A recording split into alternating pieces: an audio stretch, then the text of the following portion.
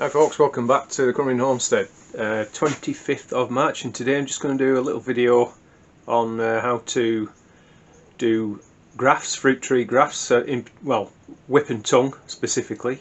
So I'll just spin you around and we're just going to take a quick look at what you're going to need. So basically you're probably going to need some secateurs, a grafting knife, or you can just use a utility knife, that sort of thing. So I've got here some grafting tape, but you can just slice up freezer bag, that would work as well, or you could probably even get away with using cling film, to be honest. But that's pretty much it. And again, I won't go into this in any great detail because if you check out my playlist, you'll see there's quite a few videos on grafting there. But just make sure everything's clean. Give them a wipe over with some isopropyl alcohol or methylated spirits or something like that, just to make sure all the tools are clean. And in here, these are some of my own rootstocks. They're not the best, to be honest, but we'll just try them and see if we can get them to grow. They're off a tree that was on MM106, so it threw up some suckers, which I dug up. Get one out. As I say, they're not the best, but they have got a bit of root on them. So it's just really an experiment to see if we can get them to grow. A little bit on the thin side as well. That's probably about 5mm, but that's okay. It should work. And you want to match the scion. So this is the rootstock.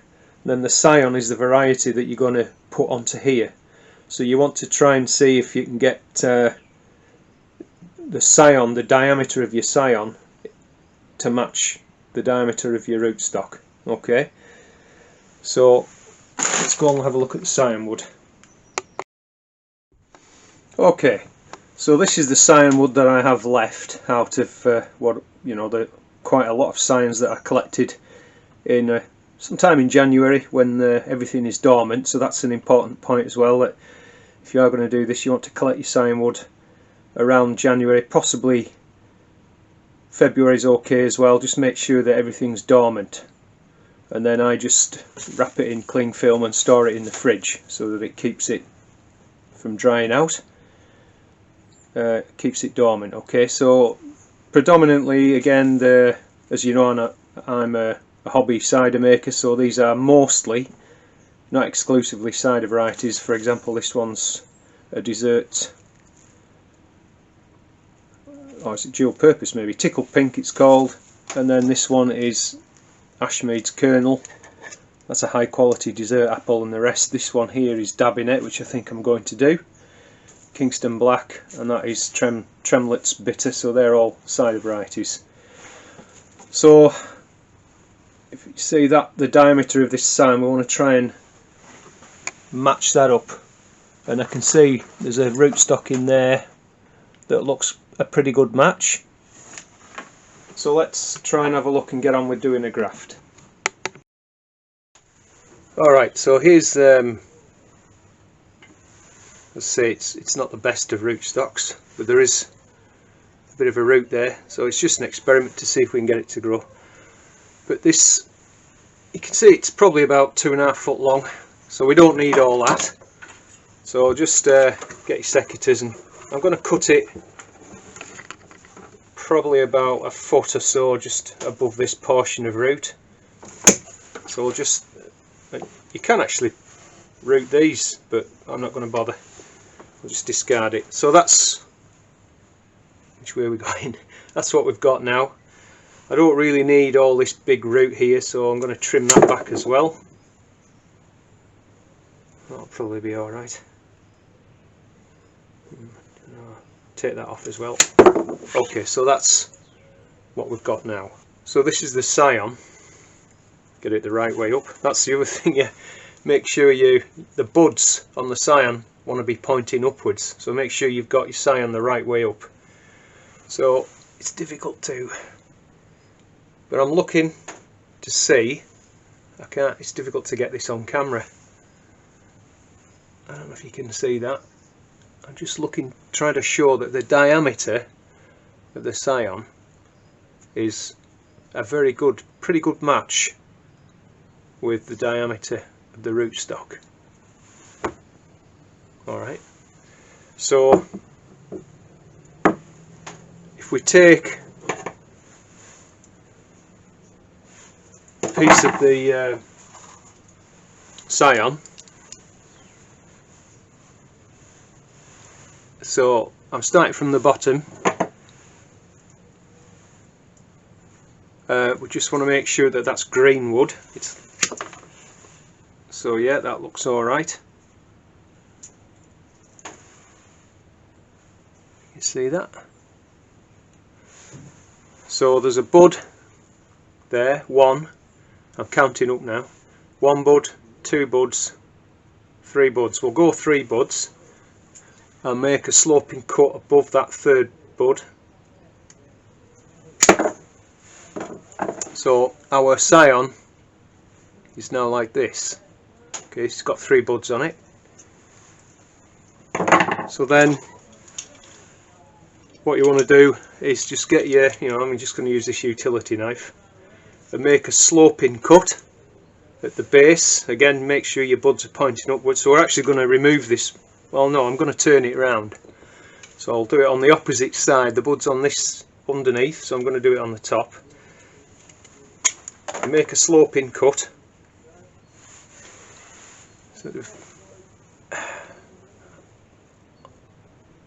I don't know how well it's difficult to see in the viewfinder.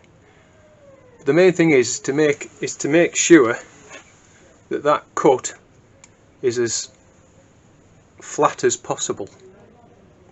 So get your knife blade and just try and see if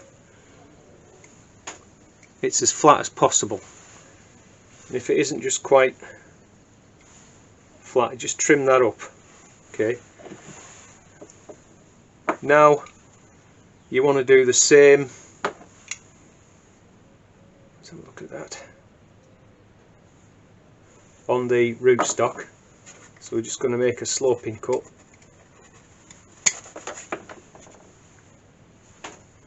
Again, just testing to see it's not quite. So I'm just going to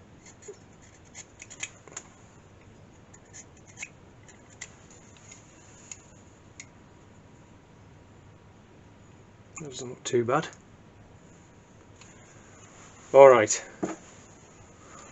so now the idea is we're going to join. What we want to do is I wish I could. I need somebody to film me. I don't even know if you can see this, but we want to join those 2 bits together. Yeah. So you get, this is the rootstock. Okay, so about 1/3 of the way down, put your knife blade in, and you see I've got my thumbs there like this. Just start to push the knife blade in, and as you're working it in, start flattening the blade off a little bit. Just gentle pressure and rocking motion. Okay, flatten the blade off. Just working down.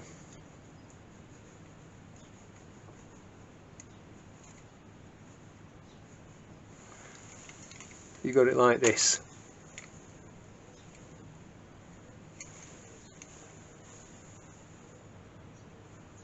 Okay, now take the scion and do exactly the same. 1/3 of the way down, roughly, and then start rocking motion, cutting into it, and as you cut in, just start to try and flatten off the blade.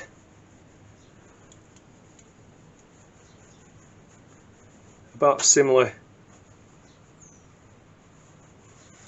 way into the, like so. I'm literally just going to then push the 2 bits together, hopefully, he said, and just rock them together gently until you've got the best fit you can obtain. something like that.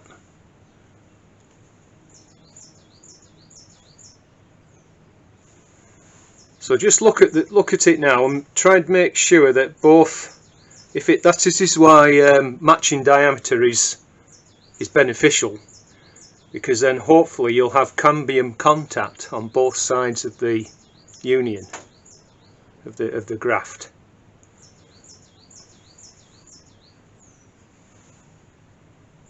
Okay, now this next step, I'm going to use a rubber band. These were sent to me by a mate of mine over in France, Anthony Jones. He does a lot of grafting. Thanks mate, because they're really great, these. You don't have to do it, but it works really well because it just applies much more pressure to force these two bits together, and therefore help to callus the graft. So I'm going to use this rubber band. I'm just going to start to wrap this round.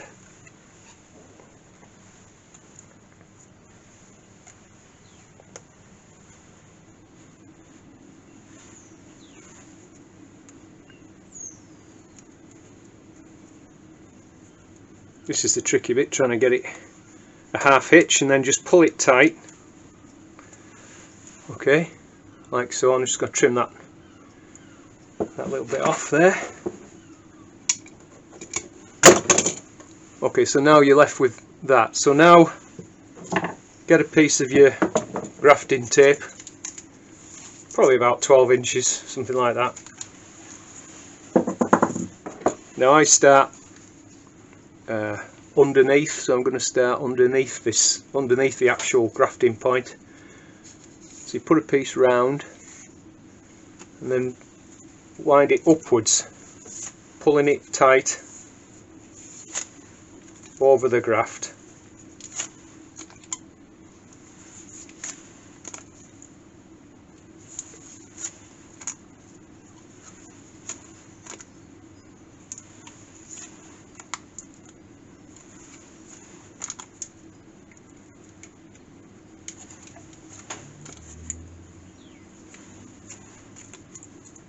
And then again just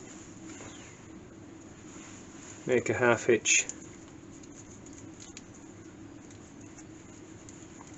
to secure it nice and tight. Trim the end off.